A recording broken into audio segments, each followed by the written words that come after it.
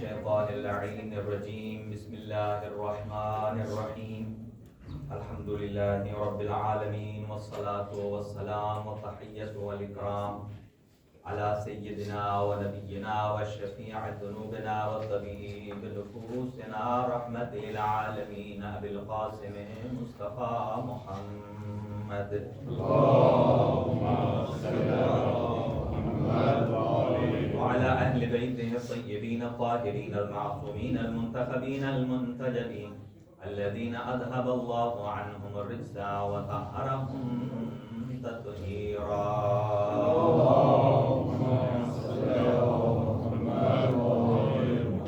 لا سيما على بقية الله الأعظم روحي وأرواح العالمين لتراب مقدمه الفداء عجل الله تعالى فرجه وسهل الله تعالى مخرجه الشريف ولعنة الله على أعدائهم أجمعين من يومنا هذا إلى قيام يوم الدين أما بعد فقد قال الله الحكيم في كتابه المتين بسم الله الرحمن الرحيم هو الذي بعث في الأميين رسولا منهم يتلو عليهم آياته ويزكيهم ويعلمهم الكتاب والحكمة صدق الله العلي العظيم اللهم صل على چند دعائیہ کلمات کے ساتھ آغاز گفتگو ہے۔ اللہ تعالیٰ کی ذات تمام مریضوں کو شفاء کامل و عاجل عطا فرمائے، خاص طور سے جناب سید ارشاد حسین شاہ صاحب کو شفاء کلی نصیب فرمائے۔ سید صادق حسین کاظمی صاحب ہیں، اللہ تعالیٰ ان کو صحت اور تندرستی عطا فرمائے۔ برادر نادر حسین صاحب روح صحت ہیں، اللہ انہیں شفاء کلی نصیب فرمائے۔ اسی طرح سید دلاور حسین ہیں، ایک اور مومنہ نے درخواست سے دعا کی ہے، اللہ تعالیٰ ان تمام کو صحت اور تندرستی عنایت فرمائے۔ اور ایک اور محترم نے درخواست سے دعا کی، اللہ تعالیٰ ان کو بھی صحت اور تندرستی عنایت فرمائے۔ اور خداوند متعال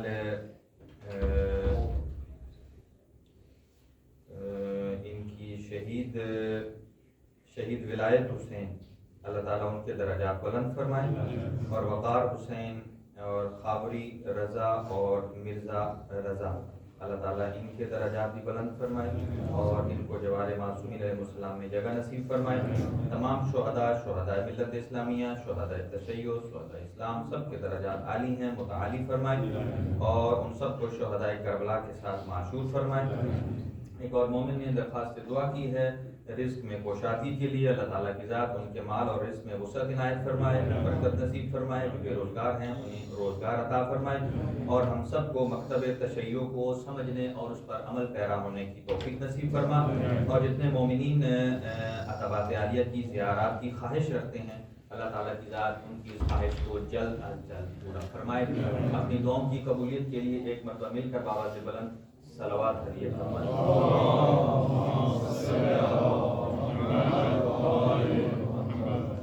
محترم ناظرین اور سامعین، آپ کی خدمت میں حضرت امام علی الرضا علیہ السلام اور جناب معصومہ سلام اللہ علیہ کی مناسبت سے آپ کی خدمت میں معروضات پیش کریں گے، فضائل اور مناقب کے اعتبار سے بھی اور فقہی اور دینی شرعی مسائل کے اعتبار سے بھی اور پھر مصائب آل محمد کے اعتبار سے بھی۔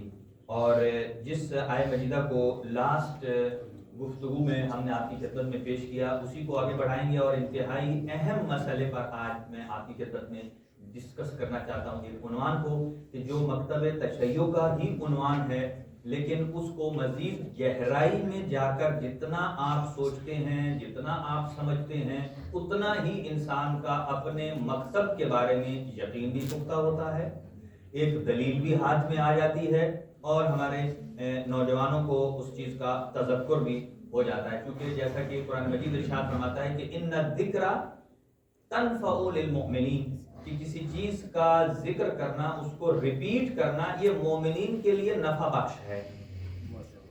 یعنی اگرچہ میری کوشش یہ ہوتی ہے کہ ہر دفعہ ایک نئی بات کو آپ کی خدمت میں پیش کیا جائے، لیکن بعض باتیں ایسی ہیں کہ ان کا ریپیٹ کرنا بہت مہم ہوتا ہے، بہت ضروری ہوتا ہے، اس لیے کہ انسان ذہنی اعتبار سے سارا دن مختلف مصروفیات میں رہتا ہے، کوئی کاروباری مصروفیت ہے، کوئی فیملیز کی ہیں، کوئی خاندانی ہے، کوئی اس طرح کر کے، تو بہت ساری چیزیں ایسی ہیں کہ ان کو ان کا تذکر چاہیے، ان کا ایک ریپیٹیشن ہونی چاہیے تھوڑی. لیکن میں جس مسئلے پر آپ کی خدمت کو آج توجہات کو جلب کرنا چاہتا ہوں، اور وہ مسئلہ قسمت ہے. قسمت یہ کوئی چھوٹا مسئلہ نہیں ہے، یہ وہی مسئلہ ہے کہ جس کی بنیاد پر لوگ اگر صحیح نہ سمجھیں تو سقیفہ کی طرف چلے جاتے ہیں، اور اگر صحیح سمجھ لے تو وہی مکتب غدیر کی طرف آ جاتا ہے. یعنی میں یہ لب لباب آپ کو دے رہا ہوں، باقی چونکہ اتنی ڈیٹیل کا ٹائم نہیں ہوتا ہے. تو اب مسئلہ کدھر پھنسا ہوا ہے، کہاں خرابی ہے کہ لوگوں کو صحیح سمجھ نہیں آتا. جو انبیاء پر بھی ایلیگیشن لگا دیتے ہیں. مثلا لوگوں کے میں ابھی نظریات آپ کی خدمت میں رکھتا ہوں. اچھا، جو انبیاء جو اس بات کا، دیکھیں ہمارا عقیدہ ہے مکتب تشیع کا، اللہ تعالیٰ کی ذات وحدہ لا شریک ہے، پاک و پاکیزہ ہے، منزہ ہے، عین کمال ہے. اس کے بعد ساری مخلوقات ہیں، اللہ تعالیٰ نے ان کو دو حصوں میں تقسیم کیا ہے. ایک مخلوق اول ہے اور دوسری مخلوق آپ اور ہم ہیں کہ جو اللہ نے ان کے صدقے میں آپ اور ہمیں خلق کیا ہے. اور ان ہستیوں، پھر آپ کہیں گے کہ ہم بھی مخلوق ہیں وہ بھی مخلوق ہیں، فرق کیا ہے؟ فرق یہی ہے کہ اللہ نے ان ہستیوں کو پیدا کیا ہے اپنے تعارف کے لیے. اپنے آپ کو جب اللہ نے پہچانوانا چاہا تو ان ہستیوں کے ذریعے اللہ نے پہچانوایا. اگر آپ اور ہم اللہ کا تعارف پیش کرا سکتے تو پھر اتنے خدا کیوں بنتے؟ دیکھیں، اگر آپ اور ہم ان جیسے ہوتے، یا ہم کہتے جی ہم اللہ کی توحید کو صحیح بتا سکتے ہیں، تو پھر اتنے بت کیوں ہوتے، اتنے خدا کیوں ہوتے؟ ہر بندے کا اپنا خدا ہے. اس کا مطلب یہ ہے کہ وہ تو ایک ہے، پھر یہ اتنے ایک سے زائد خدا. اس کا مطلب یہ ہے کہ ہم اس لیول پر نہیں ہیں کہ جو ذات خدا کو لوگوں تک پہنچا سکیں. یہ وہی مقدس ہستیاں ہیں کہ جن کو اللہ نے اپنے تعارف کے لیے رکھا، اپنی پہچان کے لیے رکھا. تو بنیادی فرق کیا ہے؟ اچھا، صحیح آدمی بھی قرآن مجید سے آپ کو دلیل دے گا، غلط آدمی بھی آپ کو قرآن سے دلیل دے گا. اچھا، جو کہتے ہیں ہمارا عقیدہ ہے 1,24,000 انبیاء معصوم ہیں، آپ ساتھ بولتے رہیے، 1,24,000 انبیاء معصوم. معصوم کا مطلب یہ ہے کہ وہ کوئی چاہے گناہ صغیرہ ہو یا گناہ کبیرہ ہو، کوئی نہیں کر سکتا. اچھا، ہم قرآن سے دلیل ہیں. وہ بھی کہتے ہیں کہ نہیں، انبیاء گناہ کر سکتے ہیں، وہ بھی قرآن سے دلیل ہے.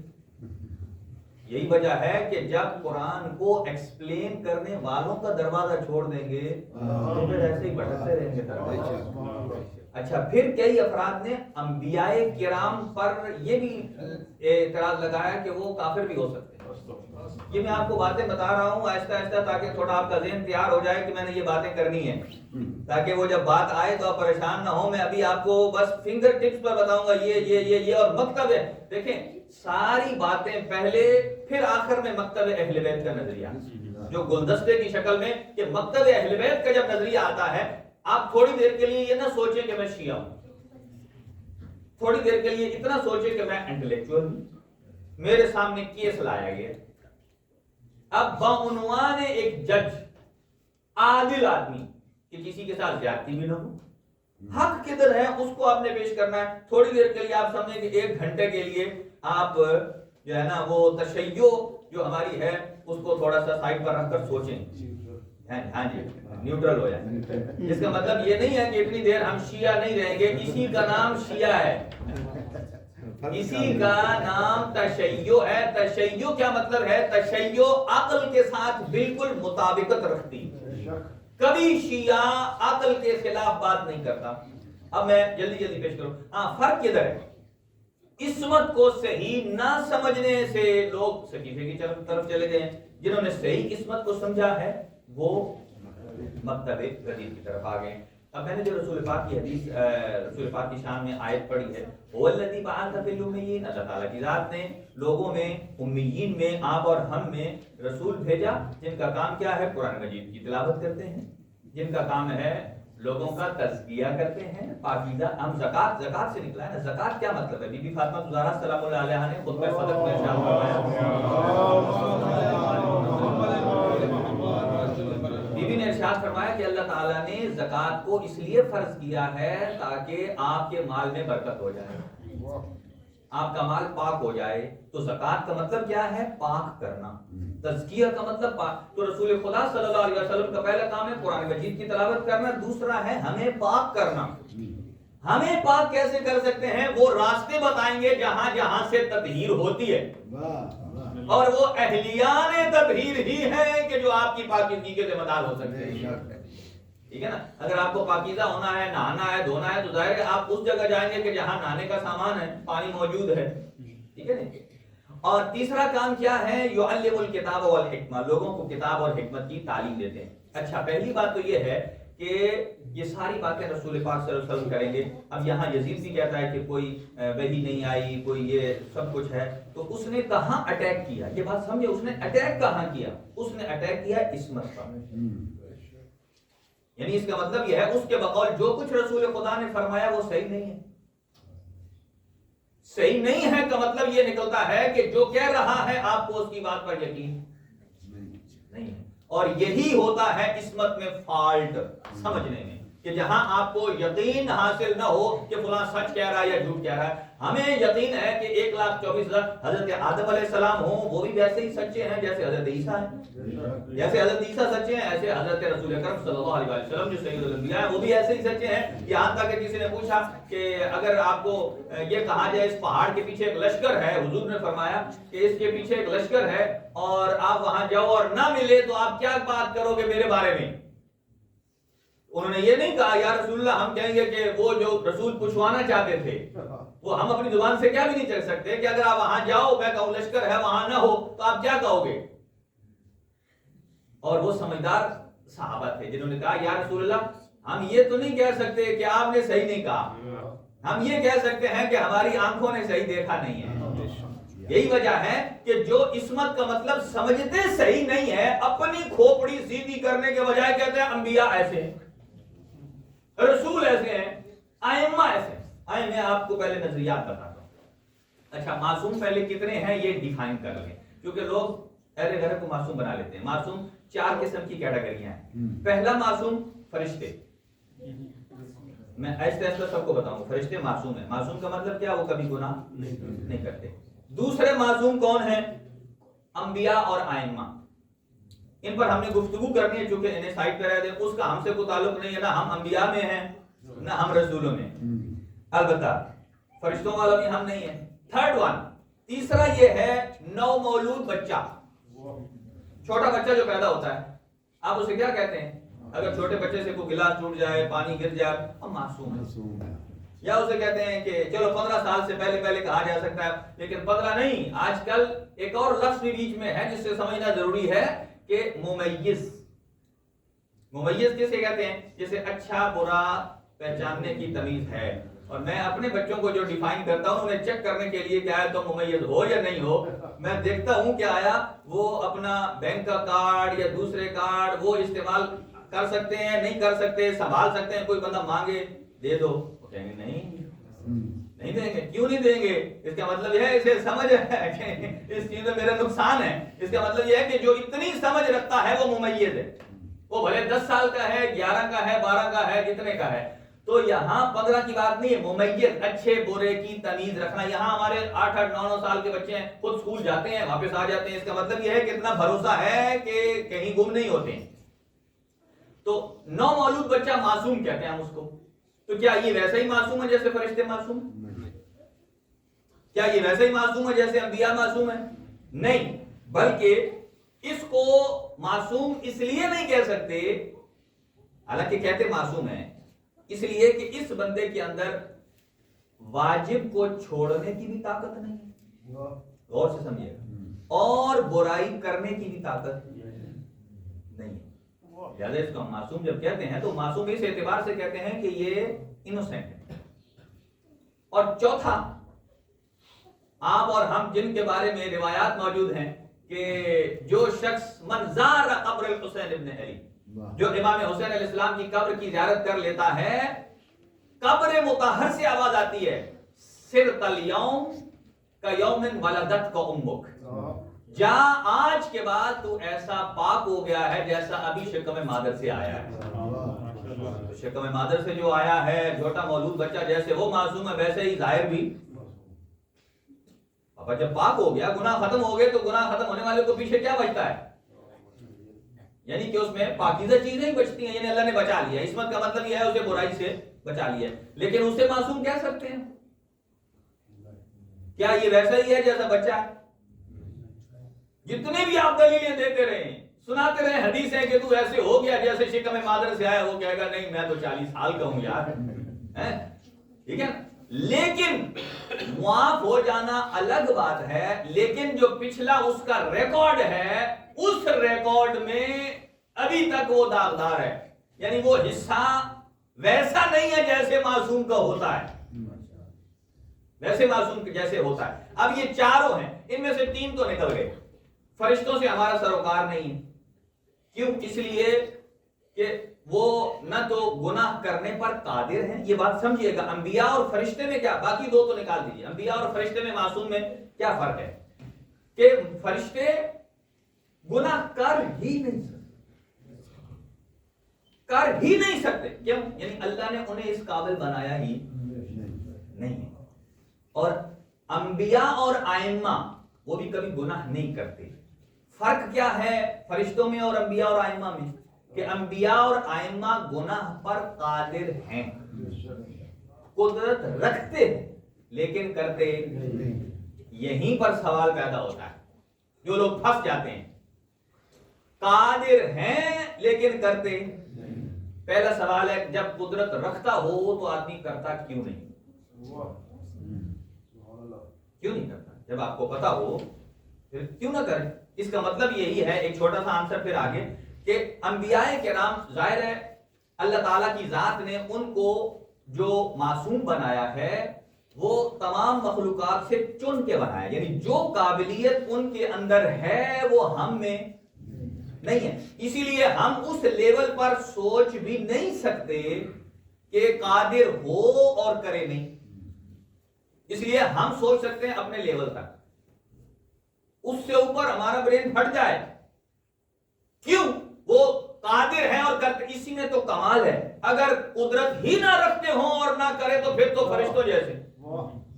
اللہ نے صرف انبیاء اور ائمہ کو فرشتے سے افضل نہیں قرار دیا، آپ اور ہمیں بھی فرشتوں سے افضل قرار دیا، صرف اسی صلاحیت کی بنا پر کہ ہمارے اندر برائی کرنے کی بھی صلاحیت ہے اور برائی سے بچنے کی بھی صلاحیت، اسی کی وجہ سے انسان کا کمال ہے۔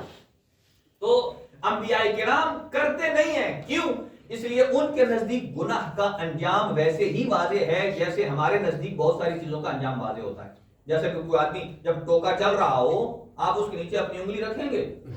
نہیں، اچھا چلو رکھیں گے تو نہیں، کبھی ذہن میں آیا کہ یار چیک کر لیں، بھئی قادر تو ہے نا، ہاتھ رکھ سکتے ہیں، لیکن سوچا بھی ہے کبھی؟ نہیں۔ کیوں نہیں سوچا؟ اس لیے کہ ہمیں پتا ہے کہ اس کے نیچے رکھنے کا جو انجام ہے چونکہ نظروں کے سامنے ہے، اسی لیے کبھی قادر ہیں لیکن سوچتے نہیں ہیں۔ اسی لیے ائمہ کے نزدیک کسی بھی گناہ کا انجام ویسے ہی واضح ہے جیسے ہمارا ہاتھ کا کٹنا ہماری آنکھوں کے نزدیک واضح ہے۔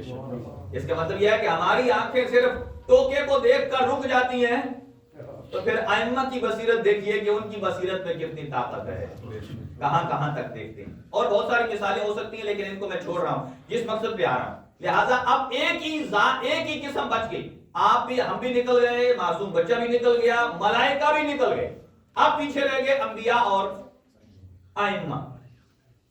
اور یہاں ایک گروہ ہے، میں اس کے پہلے نظریات آپ کو بیان کر دوں، اور وہ نظریات کیا ہیں؟ اچھا، اگر اللہ تعالیٰ کی ذات کسی نبی کو معصوم نہ بنائے تو نقصان کیا ہے؟ کبھی سوچا ہے کہ ٹھیک ہے اللہ تعالیٰ کی ذات نے 1,24,000 انبیاء بنا دیے، تو چلو اگر انبیاء کے 100 کام ہیں تو ایک آدھ بیچ میں غلطی ہو جائے تو حرج کیا؟ بس اللہ صاحب تھوڑا سا ایک جملہ ایڈ کر دے کہ 99 میں ان کی اطاعت کر لینا اور اسے ایک میں نہ کرنا، نہیں کیا ایسے. نقصان یہ ہے چونکہ اللہ کا دین اس نے ہم تک ڈائریکٹ دینا نہیں ہے، انبیاء کے ذریعے دینا ہے، اور جن کے ذریعے دینا ہے وہ وسیلہ 100% پاک ہونا چاہیے. دیکھیں نا پچھلے دنوں وہ بہت ساری ڈیوائسز آئی تھی نا کووڈ کو چیک کرنے والی، کسی کا رزلٹ ٹھیک کسی کا رزلٹ غلط، تو لوگ وہاں جاتے تھے کہ جہاں بالکل شور ہو. تو اللہ تعالیٰ کی ذات نے دین اسلام ان کے ذریعے بھیجا ہے کہ جن کی قسمت 100% شور ہے. اگر انبیاء معصوم نہ ہو تو اس کا نقصان یہ ہے کہ اللہ کا یہ عمل انبیاء بھیجنے کا یہ عبث اور فضول ہو جاتا ہے، اور اللہ کبھی فضول کام کرتا نہیں ہے، کیونکہ کسی فضول کام کو کرنا قبیح ہے. قبیح کیا کہتے ہیں کہ جو عقل کے نزدیک برا ہے. دیکھیں نا ہم ہوتا ہے کبھی کبھی بیٹھ کے جب بہت پریشان ہوتے ہیں، کبھی داڑھی کو کھینچنے لگتے ہیں، کبھی ایسے کرنے لگتے ہیں. یہ کیا نشانیاں ہیں؟ یا ہم جان بوجھ کر کرتے ہیں، دماغ کسی اور طرف ہوتا ہے. یہ بے خیالی میں کام ہوتے ہیں. چونکہ ہماری عقل اتنی پختہ نہیں ہے، کسی ایک طرف جاتے ہیں تو دماغ دوسرا کام خود بخود ایسے ہی کرتا چلا جاتا ہے. انبیاء اور ائمہ ایسے نہیں ہوتے. انبیاء اور ائمہ جو دیکھ رہا ہوتا ہے اس کے نزدیک اگر 10 بندے بھی ائمہ کے سامنے بیٹھے ہیں، انبیاء کے سامنے بیٹھے ہیں، تو کوئی آدمی یہ فیل نہیں کرتا انہوں نے میری طرف توجہ تھوڑی کی ہے، اس کی طرف زیادہ کی ہے. اسی لیے حضور سرور کائنات جب تقریر کرتے تھے مدینہ مسجد النبوی میں تو آپ کسی ایک خاص آدمی پر توجہ نہیں کرتے تھے، نگاہیں نہیں ٹھہراتے تھے، بلکہ اپنی جسے کہتے ہیں نا لائٹیں بالکل سب کے اوپر برابر رکھتے تھے تاکہ کوئی یہ نہ سمجھے کہ میں نبی کریم کے پاس زیادہ نزدیک ہوں. برابر برابر.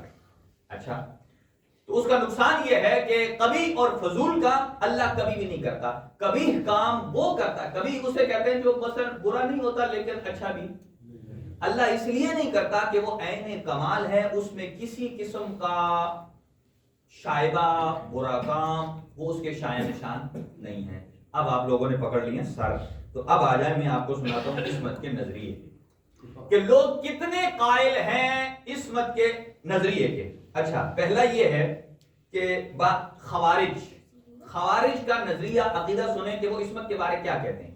وہ کہتے ہیں یہ چونکہ یہ میں کتاب ان کی پڑھ رہا ہوں جو علامہ ہلی ہیں، 9 سال کی عمر میں مجتہد بنے، 9 سال کی عمر میں مجتہد بنے، اور ان کی کتاب ہے اور ہے عربی میں. میں نے اسے کوشش کیا ہے کہ پوائنٹ نوٹ کر کے اردو میں آپ کی خدمت میں پیش کروں، کیونکہ جب آپ ٹرانسلیشن کرتے ہیں نا تو بعض اوقات وہ گاڑی عربی آ جاتی ہے. میرا قصور نہیں ہے، کوشش کروں گا اسے ہلکا کروں. تو خوارج وہ کہ جو امیر المومنین کے مقابل میں انہوں نے جنگ بھی کی تھی اور ان کا گروہ بعد میں بھی چلتا رہا. ان کا نظریہ یہ ہے کہ انبیاء گناہ کر سکتے. غور سے سنیے گا، 4 قسمیں ہیں، 3 سوال ہیں. انبیاء گناہ کر سکتے ہیں، اور پھر وہ کہتے ہیں کہ انسان جتنی بار گناہ کرے اتنی بار کافر ہوتا ہے. ہر گناہ پر کفر ہوتا ہے. ان کا نظریہ کن کا؟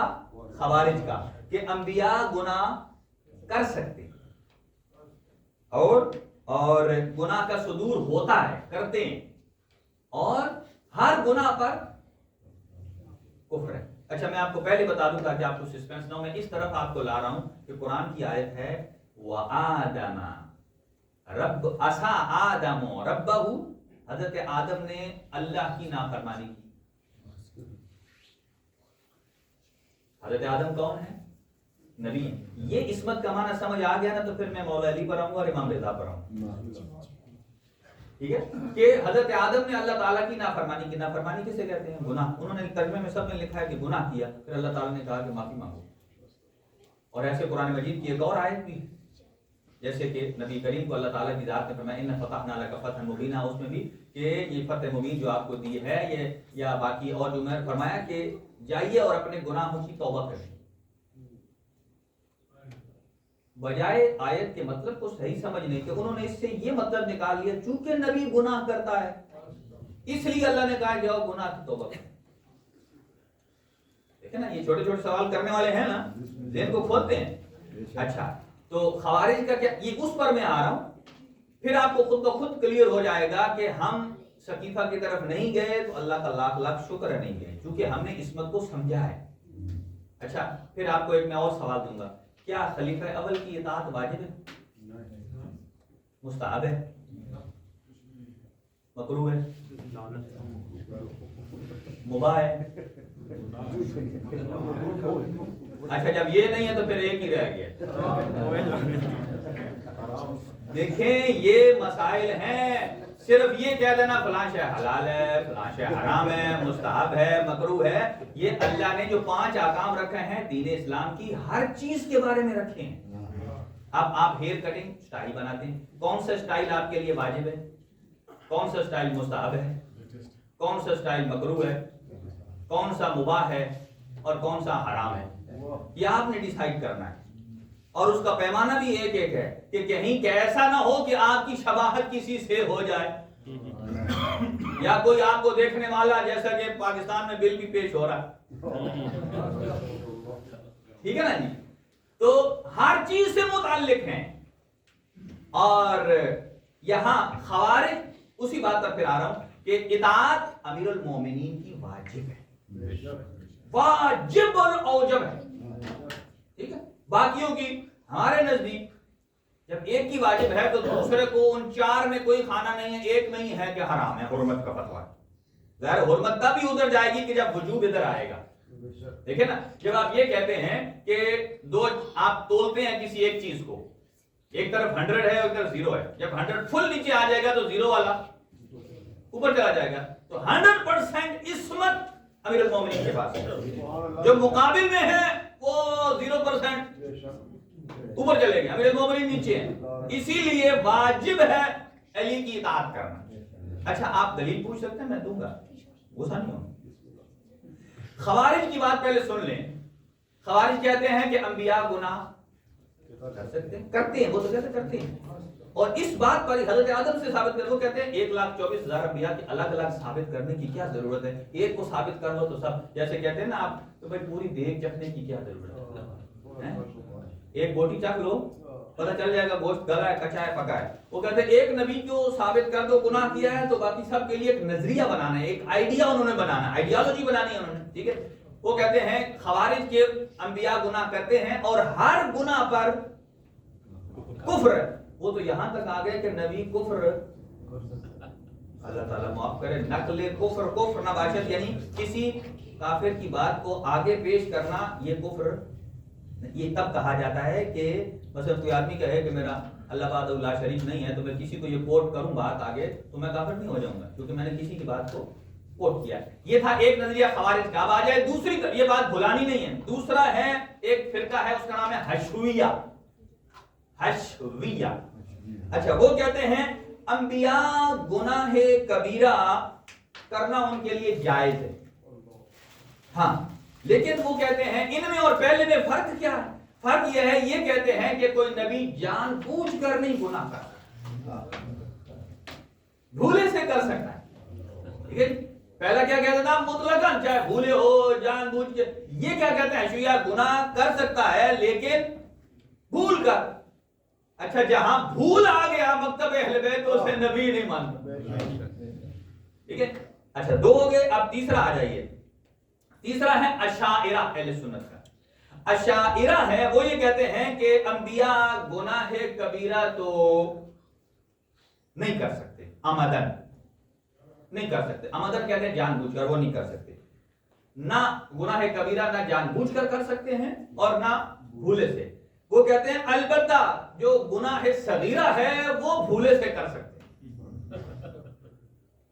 मुझे लगता है आखिरी तक पहुंचते पहुंचते पहली वाली भूल जाएंगे। पहले वाला हर किस्म का गुनाह जानबूझकर भूले से कर सकता है। दूसरे हशविया कि जो जानबूझकर तो नहीं कर सकता, भूल के कर सकता है। जो तीसरे हैं अशायरा अहले सुन्नत वाले, वो कहते हैं गुनाह कबीरा तो नहीं कर सकता, ना जानबूझकर ना भूल कर। अलबत्ता जो छोटा गुनाह है वो जानबूझकर तो वो भी नहीं कर सकता लेकिन भूले से कर सकता है। लेकिन ये कौन डिफाइन करे कि छोटा क्या है और बड़ा क्या है?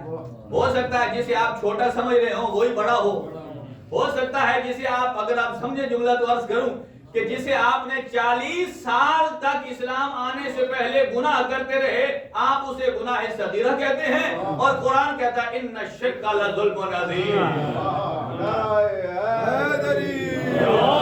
वो सबसे बड़ा जुल्म और गुनाह है। आप छोटा समझते हैं, अल्लाह اللہ اسے بڑا کہتا ہے، ہو سکتا ہے آپ اسے چھوٹا چھوٹا کہیں، اللہ اسے بڑا بڑا کہیں. ٹھیک ہے. یہ ساری پیچیدگیاں کیوں پیدا کی گئی ہیں؟ کسی کو بچانے کے لیے. کسی کا بڑا بچاؤ، کسی کا چھوٹا بچاؤ، کسی کا جان بوجھ کے بچاؤ، کسی کا بھولے سے بچاؤ. اب آ جائے مکتب اہل بیت پر. مکتب اہل بیت اب اپنی چھاتی میں نا زور ڈال کے اپنی طرف دیکھیں اور کہیں کہ میں جس امام کو مانتا ہوں، کس شان کا یہ مکتب ہے.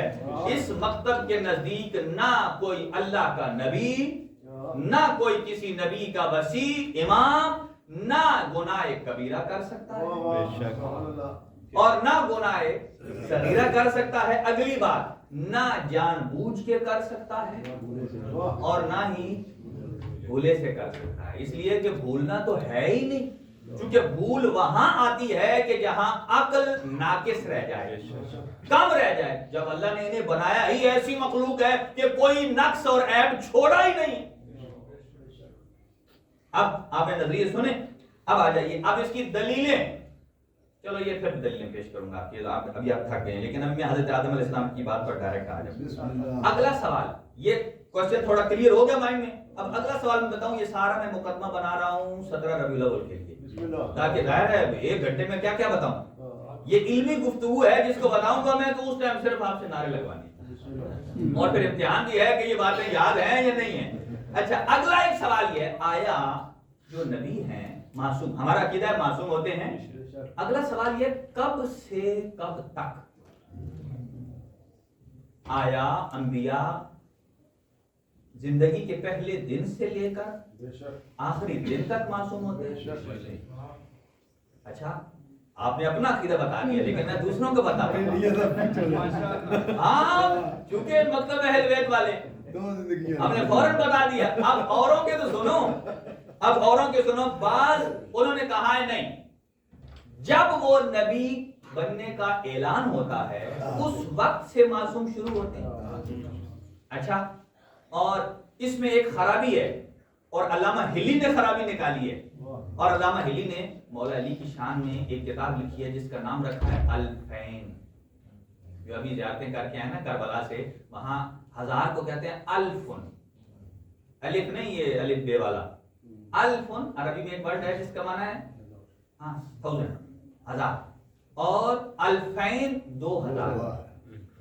علامہ ہلی نے امیر المومنین کی ولایت اور امامت پر صرف 2000 دلیلیں ایک کتاب میں جمع کی ہیں کہ میرا علی مولا ہے، میرا علی ہی ولی ہے.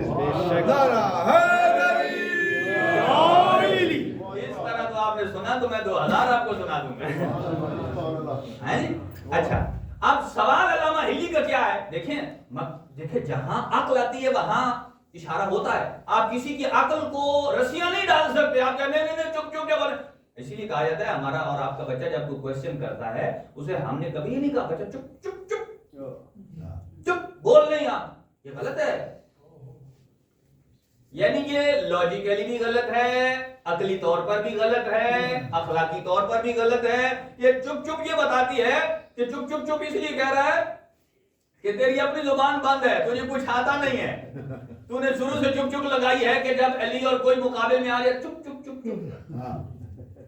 نہیں، بچے کو سوال کرنا چاہیے. دیکھیں اگر ہمارا بچہ اگر سوال کرتا ہے، دیکھیں ہم عقل کل نہیں ہیں، بعض اوقات ایک چیز سمجھ میں نہیں آتی، آدمی اسے ویریفائی کر سکتا ہے، دیکھ سکتا ہے، اس میں کوئی حرج نہیں ہے. ضروری نہیں ہے کہ بچہ مجھ سے سوال پوچھے میں فوراً اس کو جواب نکال کے دوں، بھلے سیدھا ہے یا خراب ہے بچہ کا. نہیں، آبا صاحب نے جواب بڑے جلدی دیا، بہت بڑا عالم ہے، بڑا امامہ لگایا ہوا ہے. لیکن نہیں، امیر المومنین فرماتے ہیں کہ جتنا آپ کو نالج ہے، جتنا ہے آپ کا، اس سے زیادہ وہ ہے جو آپ کو نہیں ہے. جتنا آپ اور ہم کہتے ہیں نا ہمیں ہے اور اس پر فخر کرتے ہیں، کہا اس سے کئی گنا زیادہ ہے کہ جو ہمیں، چونکہ ہم نئی والے کھاتے میں جانا نہیں چاہتے، اپنی توہین سمجھتے ہیں. یہ غلط بات ہے. اچھا، علامہ ہلی نے سوال کیا، اچھا کہ آپ کیا، ہمارا عقیدہ یہ ہے کہ نبی پہلے دن سے آخری دن تک نبی ہے. بھلے اچھا حضرت عیسیٰ نے تیسرے دن نبوت کا اعلان کیا تو کیا پہلے 2 دن نبی نہیں تھے؟ رسول پاک نے 40 میں کیا تو پہلے 40 سال نہیں تھے؟ اچھا، ہمارے نزدیک تھے. ان کے نزدیک اس میں جو نبی کو اس دن سے مانتے ہیں وہ کیا کہتے ہیں؟ وہ کہتے ہیں جس دن سے، یہ عصمت کا فرق ہے کہ جس دن سے وہ نبی بنے ہیں اس دن سے وہ معصوم سٹارٹ ہوئے، چونکہ وہ نبوت کے ساتھ جوڑتے ہیں اور وہ چاہتے کیا ہیں کہ جب نبوت کا اعلان ہو جائے تو عصمت جڑ گئی۔ مکتب اہل بیت کیا کہتا ہے کہ اعلان آپ اور ہمارے لیے ہے بتانے کے لیے، جبکہ ان کی ذات کے لیے جب سے پیدا ہوئے ہیں تب سے اللہ نے عصمت ان کے ساتھ جوڑ کے بھیجی ہے۔ تو اب وہ لوگ جو کہتے ہیں کہ جب سے نبی بنے تب سے عصمت سٹارٹ ہوئی، ان کا اب ایک قول سن لیجئے۔ وہ کہتے ہیں وہ 40 سال سے پہلے نبی کافر بھی ہو سکتا ہے کیونکہ معصوم نہیں ہے۔ 40 سال سے یہ کیوں انہوں نے جملے نکالے؟ اس لیے کہ کسی اور کو بچانے کے لیے، کسی کو بچانے کے لیے آپ عصمت کا اگر بیڑا غرق کریں گے تو غلط ہو جائے گا۔ اچھا تو پھر اگر اس سے پہلے پھر ان سے، تو یہ جو آج کہتے ہیں نا کہ جو نبی اعلان کیا تو اس وقت سے معصوم ہوئے، ان سے تو وہ مشرک بدو اچھے تھے کہ جب حضور نے اعلان نہیں کیا تھا پھر بھی اتنا ٹرسٹ کرتے تھے، صادق بھی کہتے تھے، امین بھی کہتے تھے، اور نبی ہوتا ہی ساری زندگی صادق بھی ہوتا ہے اور امین بھی ہوتا ہے۔ جو اعلان نبوت سے پہلے صادق اور امین ہے، اس کا مطلب یہ ہے کہ وہ تو مان رہے ہیں کہ میں کوئی کسی قسم کا سقم نہیں ہے ان دو صفات میں۔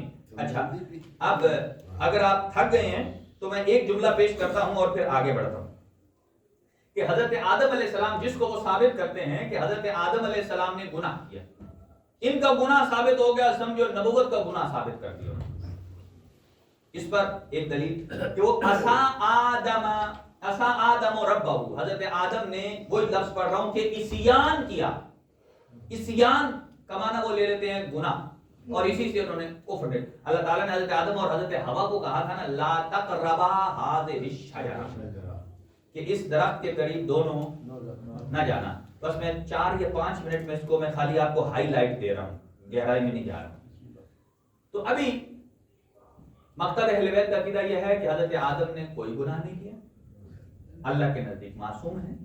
اور یہ بھی یاد رکھیے کہ جب حضرت آدم اور حضرت حوا آئے تھے تو نبی بھی ایک تھا اور امتی بھی ایک تھا، نبی بھی ایک تھا، امتی بھی۔ کسی بندے نے معصوم سے سوال پوچھا تھا کہ وہ بتائیں کہ کون سا ٹائم تھا کہ جب 1/4 پبلک مر گئی۔ اس دنیا میں کتنے آبادی ہے؟ 8 ارب کر لیں، 8 ارب کو اگر آپ ڈیوائڈ کریں بائی 4، کوئی ایسا ٹائم آیا کہ 2 ارب اکٹھے تھے تو کووڈ سے بھی نہیں مرے؟ تو کسی بندے نے معصوم سے پوچھا تھا وہ ٹائم بتائیں کہ جب 1/4 حصہ پوری پاپولیشن کا، لوگ سوچتے رہے کہ وہ امام گنیں گے، پتہ نہیں کون سی صدی ہے یہ وہ۔ حضرت نے فرمایا جب قابیل نے حابیل کو مارا، اس ٹائم دنیا میں پاپولیشن کتنی تھی؟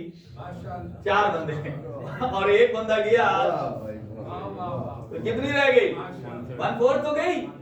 دیکھیں انبیاء ائمہ سمجھتے ہیں کہ وہ کہاں سے بول رہا۔ اچھا تو یہاں ہمارا حضرت آدم علیہ السلام نے کوئی گناہ نہیں کیا، وہ ویسے ہی مقرب ہیں جیسے باقی انبیاء ہیں، وہ جو ابو الانبیاء ہیں، ابو البشر ہیں۔ اللہ تعالیٰ نے دیکھیں کوئی کام آپ کسی کوئی کمپنی ہو، اس کا پہلا کام ہو، پہلا ہی کام فلاپ ہو جائے تو باقی کام پر کوئی ٹرسٹ کرے گا؟ اگر اللہ کا پہلا نبی ہاں جی، تو پھر آپ حضرت آدم، حضرت ابراہیم پر کیسا ایمان رکھیں گے، حضرت نوح علیہ السلام پر، پھر حضور سرور کائنات جو سب سے افضل الانبیاء ہیں وہ سارے پھر کہیں گے کہ نہیں وہ تو کسی، لہذا لوگ انبیاء میں غلطیاں نکالتے ہیں، یہ غلط بات ہے، وہ اپنی سوچ کے حساب سے غلطی سمجھتے ہیں۔ اب دیکھیں اب کئی افراد ہیں حضرت مختار کے بارے میں غلط نظریہ ہے۔ وہ کیا نظریہ ہے؟ وہ کہتے ہیں حضرت مختار نے نبوت کا دعویٰ کر لیا تھا، وہ کہتے تھے کہ میرے پاس جبرائیل آتا ہے، مجھے جبرائیل بتاتا ہے۔ اب سنیں کنفیوژن کہاں ہے، غور سے سنیں، دیکھیں۔ اور ابھی ایسے آج کل بھی بہت ساری چیزیں گزری ہوئی ہیں، آپ مجھے یاد کرائیں، میں تسبیح کو پکڑی رکھتا ہوں تاکہ میں آپ کو بات بتاؤں۔ میں نے گھر سے تسبیح لائی تھی، پکڑی تھی کہ تاکہ میں وہ نشانی رہے کہ جب یہ میں بار بار جب پکڑی رکھوں گا نا تو کوئی تسبیح والی بات بتانی ہے۔ تو وہ یہ کہ حضرت مختار کے بارے میں غلط کنفیوژن ہے کہ وہ جی کہتے تھے مجھے جبرائیل نے بتایا. جیسا کہ اب میں کسی ایگزامپل دوں, کسی مثلا کوئی پریزیڈنٹ ہو, اس کا جو سیکرٹری ہوتا ہے اس کو ساری خبریں کون دیتا ہے؟ اسے سیکرٹری دے گا نا. تو وہ کسی کو بتا سکتا ہے جا کر, یار مجھے اپنے سیکرٹری نے یہ بتایا, مجھے سیکرٹری نے یہ بتایا, مجھے سیکرٹری نے یہ بتایا. اور اگر کسی کے سیکرٹری کا نام ہی جبرائیل ہو. حضرت مختار کا ایک خادم تھا جس کا نام تھا جبرائیل. جیسے ادھر کتنے سے گبریل ہے ادھر, تو وہ نہیں سمجھ سکے ادھر. حضرت مختار کا ایک خادم بہت ہی مطیع اور فرما بردار, جو ان کے سارے مال مویشی اور ان سب کی حفاظت کرتے تھے, اور ان کے اکثر سفر رہتے تھے باہر, تو وہ ان کے گھر کے دیکھ بھال کرتے تھے. ہاں, اور وہ جب واپس آتے سفر سے تو وہ جو جبرائیل تھا ان کا خادم, وہ ہر ایک بات بتاتا تھا کہ فلاں جانور اتنے تھے, ٹوٹل اب اتنے ہو گئے, فلاں آپ کے بعد ہمارے گھر میں وہ بندہ, اس کی ڈیوٹی تھی, اس کا آقا ہے حضرت مختار بتانے. اچھا, پھر اگر کوئی بات بتاتے نا وہ حضرت مختار کسی کو کہتے, ہاں بھائی تو میرے گھر آیا تھا, ہاں آپ کو کیسے کہا؟ مجھے جبرائیل نے بتایا. سمجھ آئی ہے کہ جبرائیل نے اچھا, وہ سننے والا کہتا تھا لے بھائی اب یہ اس قابل ہوگا یہ کہتے مجھے جبرائیل نے, اسے تو پتہ نہیں ہے کہ ہاں. تب لوگوں کی کھڑکیاں کھلی کہ جو بعد میں دوبارہ حضرت مختار کی موجودگی میں ان کے گھر آتے تھے نا, تو پھر حضرت مختار جب آواز لگاتے تھے نا جبرائیل ذرا یہ لے آ. اس کا نام تھا, جیسے آپ ہم اپنے بچے کا نام رکھتے ہیں علی, ادھر آ جا, اس کا مطلب کیا میں مولا علی کو بلا رہا ہوں؟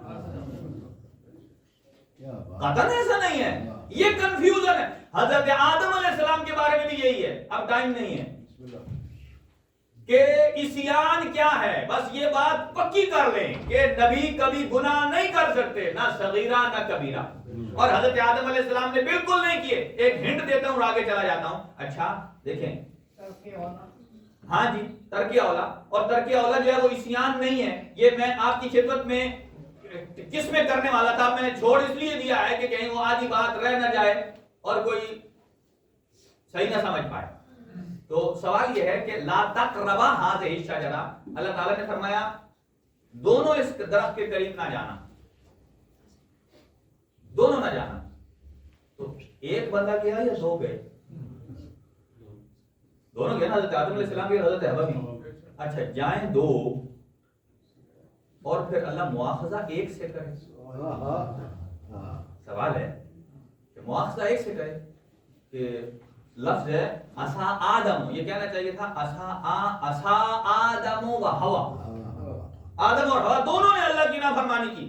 اس کا مطلب ہے کہ یہ جو اسا کا لفظ ہے یہ نافرمانی نہیں ہے, یہ ترک اولا تھا. یعنی ترک اولا کا مطلب یہ ہے کہ جو آپشنل تھا, یعنی اگر آپ کر لیں نہ کریں نہ ثواب نہ گناہ. ہاں البتہ یہ ہے کہ بہتر یہ تھا کہ آپ اسے چھوڑ دیتے, جیسا کہ مکروہ ہوتا ہے, لیکن وہ گناہ میں نہیں آتا. ٹھیک ہے. اور یہاں اس کی ایسی ہی مثال ہے کہ کوئی آدمی اگر کسی جگہ مارکیٹ میں ایک اس کا اپنا غلام ہے اور ایک اس کا اپنا بیٹا ہے, کوئی بہت بڑا آدمی ہے اس کا بیٹا, اور ایک اس کا جو ہے نا وہ گارڈ مثلا, تو وہ باہر جا رہے ہوں تو دونوں کھڑے ہو کر روڈ پر آئس کریم کھا رہے.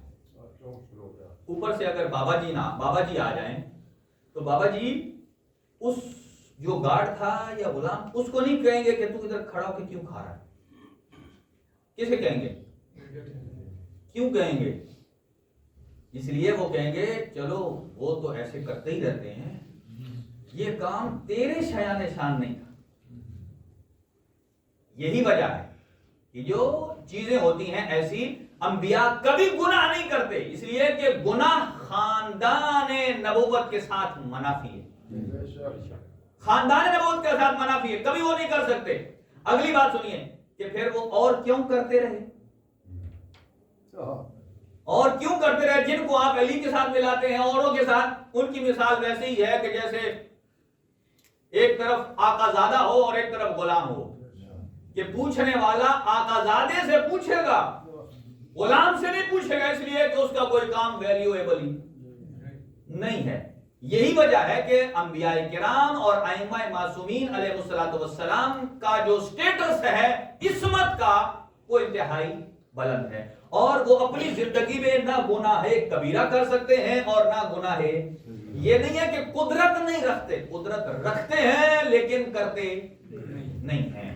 اور امام رضا علیہ الصلوۃ والسلام نے اسی علم امامت کے تحت بتا دیا تھا اپنے ایک صحابی کو، کہا میری قبر ہارون الرشید کی قبر کے پاس بنے گی، مجھے وہاں دفن کیا جائے گا۔ اور اتنے میں امام علی رضا علیہ السلام کی عمر مبارک جو ہے وہ 55 سال ہے، 20 سال دور امامت ہے، جن میں سے 17 سال مدینہ میں رہے ہیں اور 3 سال آپ خراسان میں رہے ہیں۔ اور جیسے ہی آپ خراسان میں آئے تو آپ کی بہن بی بی معصومہ قم 1 سال اپنے بھائی کی ملاقات کو برداشت نہیں کر سکی۔ ابھی آپ نے سنا نثار بھائی پڑھ رہے تھے کہ کتنا سفر طے کر کے آئی بہن بھائی کو ملنے، کسی نے 1400 میل لکھا، 1500 میل لکھا۔ آپ اور ہم اپنے والدین کو، بھائیوں کو، بہنوں کو، ماں کو ملنے جاتے ہیں تو ہوائی جہاز کے سفر پر جاتے ہیں، لیکن بھلا 1400-1500 کلومیٹر چل کر بھائی کی ملاقات کے لیے بہن چلی، اور وہ بھی زندگی میں بھائی کی ملاقات یہاں مسائل طولانی ہو جائے گا، نہیں تو بہت بہن اور بھائی کی محبت پر مقاتل میں لکھا ہوا ہے۔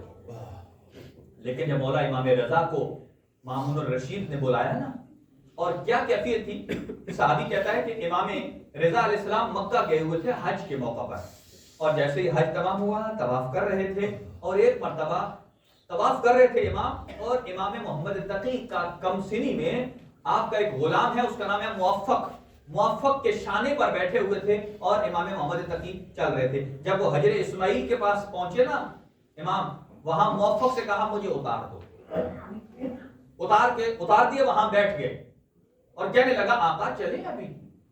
امام محمد تقی کم سے نے کہا چلیں، کہا جب تک میرا اللہ مجھے نہیں اجازت دے گا میں یہاں سے نہیں اٹھوں گا۔ اتنے میں موفق نے آقا امام رضا کو بتایا، امام رضا آئے اور کہا بیٹا اٹھیے۔ اب امام محمد تقی نے فرمایا بابا آج تو آپ خانہ خدا کو ایسے الوداع کر رہے ہیں جیسے لگتا ہے کہ آپ نے کبھی مکہ پلٹ کر ہی نہیں آنا ہے۔ امام علی رضا نے امام محمد تقی کو سینے سے لگایا، اٹھایا، آئے مدینہ اور نانا رسول اللہ کے روزے پر لے گئے۔ امام محمد تقی کا ہاتھ پکڑ کر رسول کی قبر پہ رکھتے ہیں، رکھ کر کہا کہ نانا یہ میرا محمد تقی آپ کے حوالے۔ امام محمد تقی کا بدن اور جسم بھی رسول خدا کی ذریعے اور قبر سے مس کیا، اور اندر جاتے تھے کبھی باہر آتے تھے، کبھی اندر جاتے تھے کبھی باہر۔ بعض روایات میں ہے کہ 50 مرتبہ اندر گئے ہیں اور 50 مرتبہ باہر آئے ہیں۔ اور وہاں سے جب رخصت کر کے آئے نا رسول اللہ کی قبر کو، پھر جنت البقیع میں گئے۔ دادی زہرا سے بڑی محبت تھی، امام حسن مجتبیٰ کو رخصت کیا، اور جب اپنے گھر آئے سارے اہل خانہ کو جمع کیا۔ جمع کرنے کے بعد کہا آؤ اور میری زندگی میں میرے اوپر گریہ کرو، ماتم کرو، میرے اوپر نوحہ پڑھو۔ اور تاریخ میں 3 ہی ہستیاں لکھی گئی ہیں کہ جن کی زندگی میں گریہ ہوا۔ ایک حضرت علی اکبر ہم شکل پیغمبر ہیں کہ جب رخصت آخر کے لیے آئی تو بیویوں نے حلقہ بنا لیا اور ایک نوحہ پڑھتی تھی، یا اکبرا ارحم علی غربتنا، اے اکبر ہماری غربت پر رحم کر، ہم اپنے وطن میں نہیں ہیں۔ بیویوں نے پہلے ماتم کیا، اور دوسرا جب سارے 71 شہید ہو گئے نا تو فرزند پیغمبر آئے۔ کیا کیفیت تھی کہ لب کٹا ہوا ہے، بدن پر جگہ جگہ خون ہے، سر کا امامہ بالکل ڈھلک چکا ہے، اور آئے اور بہن زینب کبریٰ سے کہا، بیوی نے کہا بھیا آپ اندر آئیے میں آپ کے زخموں کو صاف کرتی ہوں۔ فرمایا نہیں بس میں رخصت آخر کے لیے آیا ہوں، میں اس لیے اندر نہیں جا سکتا کہ کوئی بیوی مجھے دیکھ کر مر جائے گی۔ اور تیسرا امام رضا کہ جب دیو علیہ خزائی کو مولا نے بلایا نے کہا آ اور میرے جد کی شان میں کچھ پڑھ، کچھ مرثیے پڑھے، اور پڑھنے کے بعد ایک مرتبہ دیبل خدائی نے ایک جملہ کہا وَقَبْرٌ بِتُوسٍ يَا لَهَا مِن مُصِیبَہ. جو 8ویں امام کی زیارت کر کے آئے ہو نا، اللہ آپ کو 8ویں امام رضا ضامن آہو کی بار بار زیارت نصیب کرے. کہا کہ وَقَبْرٌ بِتُوسٍ يَا لَهَا مِن مُصِیبَہ، کہ ایک قبر ایسی بنے گی جو توس میں ہوگی اور بہت مصیبت والی قبر ہوگی. جب یہ جملہ پڑھا نا دیوال خدائی نے، ایک مرتبہ اندر سے بیویاں غش کر گئیں، رونے کی آواز بلند ہوئی، اور ایک مرتبہ ایک کنیز آئی. کہا بی بی معصومہ کم نے کہا اے دیوال اس جملے کو دوبارہ نہ پڑھنا کہ بی بی کے جگر کے ٹکڑے ہو رہے ہیں کہ یہ کس کی قبر ہے کہ جو توس میں بنے گی. مولا سے جب پوچھا، مولا نے فرمایا یہ آپ کے مولا امام رضا کی قبر ہے. اور جب امام رضا کو وہاں سے لایا گیا اور اس جگہ رکھا جو کیفیت تھی بالکل نظر بند رکھا، اور اس کے بعد اسی مامون نے جب امام کی بڑھتی ہوئی مقبولیت کو دیکھا، امام کو انگوروں کے اندر زہر ملا کر، اور امام کا صحابی ہے ابا سلط جس کی قبر بھی مشہد مقدس میں آقا کے قریبی ہے قرب و جوار میں، اور بعض روایات میں وہاں خواجہ ربیع ہے کہ جب اسے پتہ چلا نا کہ امام حسین شہید ہو گئے ہیں، خواجہ ربیع 20 سال تک اس نے گفتگو نہیں کی. سوچتا رہا کہ یہ بھی وقت آ گیا لوگوں نے فرزند پیغمبر کو ذبح کر دیا. ابا سلط بھی قرب و جوار میں ہیں. ابا سلط کو آقا نے فرمایا دیکھنا میں یہ جا رہا ہوں، اگر واپسی پر میرے سر پر کپڑا ہو تو مجھ سے کوئی سوال نہ پوچھنا، اور اگر میں خالی سر آؤں تو پوچھنا. یہ جب آقا وہاں گئے، اس نے انگور پیش کیے جو زہر آلود تھے. آقا نے عذر خواہی کی میں نہیں لیتا، اور اس نے زبردستی کیا. اس نے کہا اس کا مطلب یہ ہے کہ آپ کو ہمارے پر اعتماد نہیں ہے، آپ نے ہماری توہین کر دی ہے. جب کھایا اس نے کہا کہ ذرا اور لیجئے، کہاں جا رہے ہیں؟ حضرت نے فرمایا جہاں تو بھیجنا چاہ رہا ہے ادھر کے لیے اتنا ہی کافی ہے. بس جب واپس آئے سر پر کپڑا اوڑا ہوا تھا. ابا سلط سمجھ گئے امام اسی کمرے میں چلے گئے کہ جہاں آپ کا رخت خواب تھا. امام زہر کی کیفیت میں ہے، بہت ہی مشکل عالم میں ہے. اور ابا سلط سے کہا جو دروازے پر موجود تھے، ابا سلط اے ابا سلط کہ میرا بیٹا محمد تقی آئے گا، میرا غسل و کفن کرے گا، اور دیکھنا یہ بند دروازے ہیں تو میرا بیٹا اندر آ جائے گا. اتنے میں ابا سلط کہتا ہے کہ بند دروازے تھے، میں نے دیکھا کہ کوئی ایک گھنگریالے بالوں والا نوجوان ہے جو بالکل میرے آقا امام رضا کا ہم شبیہ ہے. اندر آیا، جیسے ہی اندر آ گیا میں نے پوچھا آپ کون ہیں؟ بند دروازوں سے اندر آ گئے تو کہا کہ جو میرا اللہ مجھے مدینہ سے خراسان لا سکتا ہے وہ بند دروازوں سے اندر بھی لا سکتا ہے. اندر گئے. ابا سلط کہتا ہے آقا نے مجھے اذن اجازت دیا، میں بھی گیا، اور امام رضا کے اوپر امام محمد تقی علیہ السلام نے اپنے آپ کو گرا دیا، بس اسرار امامت کو حوالے کیا. اور اس کے بعد ایک مرتبہ آواز گونجی انا للہ و انا الیہ راجعون. امام محمد تقی علیہ السلام نے اپنے بابا کا غسل دینے کے لیے، کفن کے لیے، حنوط کے لیے کہا ابا سلط جاؤ اس فلاں کمرے میں پانی موجود ہے، تختہ بھی لے آؤ، پانی بھی لے آؤ. کہا آقا یہاں تو کوئی تختہ نہیں ہے. کہا جو میں کہہ رہا ہوں وہی کرو. وہ جب وہاں گیا کیا دیکھتا، تختہ غسل بھی موجود ہے، پانی کا انتظام بھی ہے. آقا نے غسل دیا، اس کے بعد کفن پہنایا، نماز جنازہ پڑھی. کہا کہ جاؤ وہاں سے تابوت لے آؤ. کہا ادھر تو تابوت ہے جو مرمت ہونے کے قابل ہے. کہا جاؤ لے آؤ. کہتا ہے کہ میں نے اس سے پہلے کبھی تابوت دیکھا نہیں تھا، کہ وہاں سے میں نے لایا اور امام محمد تقی علیہ السلام نے اس کے اندر رکھا. اور رکھ کر یہ وہ مظلوم امام ہے کہ جس کا رات کی تاریکی میں جنازہ اٹھا ہے. رات کی تاریکی میں جب ایک مرتبہ بار بار وہ مامون آ جاتا امام کے سرانے، اور لوگ جب تعزیت کے لیے آتے نا تو یہی شو کرتا کہ انہیں زہر نہیں ہے تبھی موت اس دنیا سے گئے ہیں. لیکن ایک مرتبہ جب اعلان کیا محمد ابن جعفر جو امام کا رشتہ دار ہے کہاں آؤ، جب اس نے لوگوں کا ازدحام دیکھا اس نے کہا یہ لوگ تو میری حکومت کے مخالف ہو جائیں گے. کہا محمد ابن جعفر سے لوگوں کو کہیے کہ آپ دور ہو جائیں، ابھی جنازہ نہیں ہوگا، انشاءاللہ نیکسٹ ٹائم مقرر کیا جائے گا. جب لوگ ادھر ادھر ہو گئے تو تاریک رات میں جنازہ اٹھوا کر تدفین کر دی امام رضا علیہ السلام کی. لیکن ادھر بھائی کی تدفین ہو رہی ہے اور ادھر بہن اپنے 5 بھائیوں کے ساتھ، بہت سارے بھتیجوں کے ساتھ آئی. وہاں ساوا تک پہنچی ہے، وہاں لڑائی ہوتی ہے، بھائی مارے گئے، جانور مر گیا جس سواری پر تھے، اور ایک روایت یہ بتاتی ہے کہ وہ چونکہ پہاڑی سفر تھا، بی بی کے پیر زخمی ہو گئے. ایک کہتا ہے وہاں سے جب ایک موسیٰ خزرج ہے نا، وہ جب بی بی کو لینے کے لیے گیا، چونکہ وہ شیعوں کا شہر تھا، جب پتہ چلا نا کہ امام علی رضا کی بہن آ رہی ہے اور امام کی شہادت ہو گئی ہے، سارے شہر میں سوگ کا سما ہے، ہر طرف کالے پرچم بلند ہیں. اور جب وہاں سے بی بی آئی اور بی بی کو لے جانے کے لیے موسیٰ خزرج یہ بہترین سواریاں، بہترین محمل لے کر جب وہاں پہنچے، بی بی کو دیکھنے کے لیے ایک مزدور بھی تھی. جہاں بی بی پیر رکھ کر اٹھاتی تھی نا، وہاں سرخ سے نشان پڑ جاتے تھے. جب پوچھا گیا کہ یہ نشان کس کے ہیں، کہا اتنے پیر زخمی ہو گئے ہیں کہ پہاڑی راستہ تھا. ایک مرتبہ بی بی جب اس پہاڑ کی چوٹی پر پہنچی ہے، کوئی ایسا وقت آیا کہ بی بی اس کی چوٹی سے جب زمین پر آئی، بی بی کا سر زخمی ہو گیا، بی بی کی کوہنیاں زخمی ہو گئی. اجرکم علی اللہ. اور موسیٰ خزرج لے کر آئے نا بی بی کو بڑے اہتمام کے ساتھ، چونکہ شیعوں کا شہر تھا. جانتے تھے میں کہوں گا بی بی معصومہ قم آپ بڑی خوش قسمت ہیں. پتا تھا کہ ان لوگوں کو کہ امام رضا کی بہن آ رہی ہے، وہ بہترین محمل لے گئے اور پھر شہر کے کالے سوگ کو تمام کر دیا کہ کہیں امام رضا کی بہن کو دکھ نہ ہو جائے.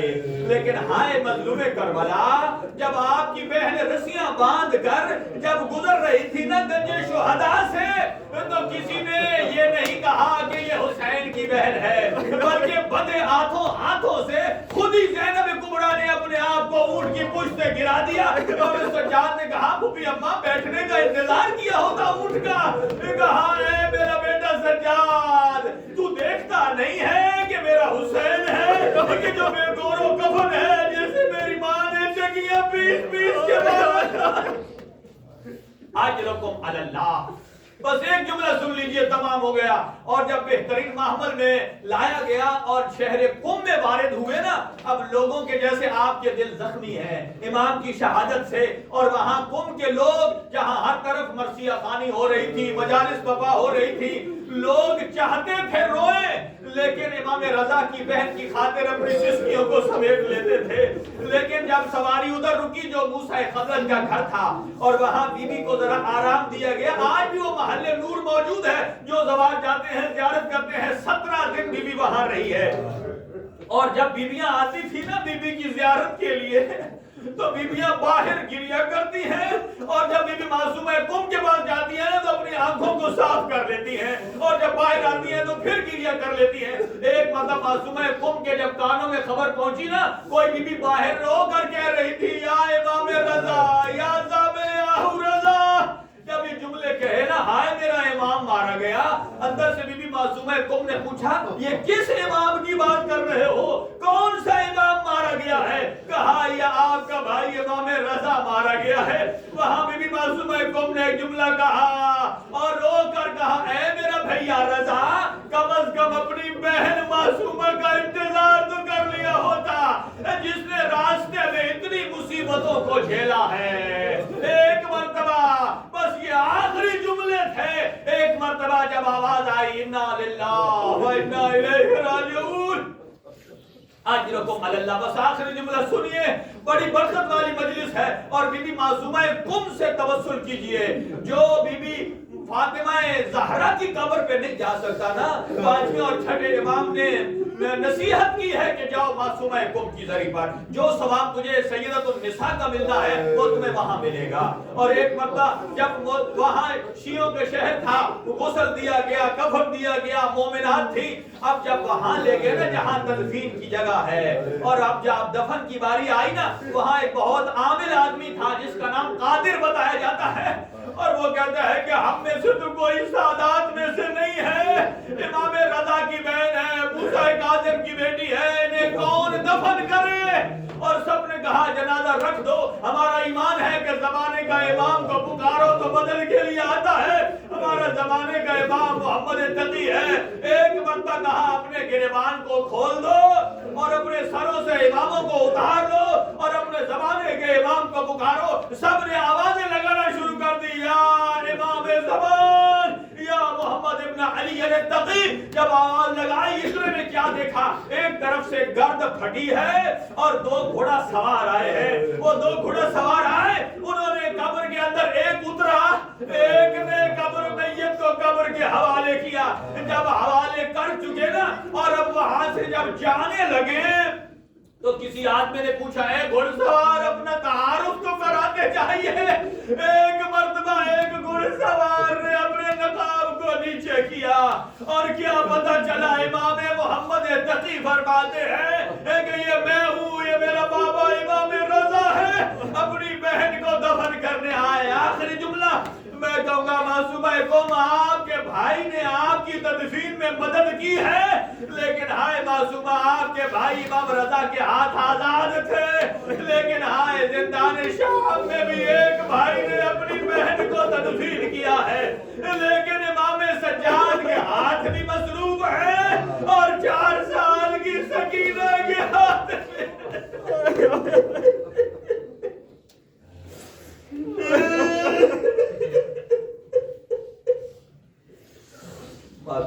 میں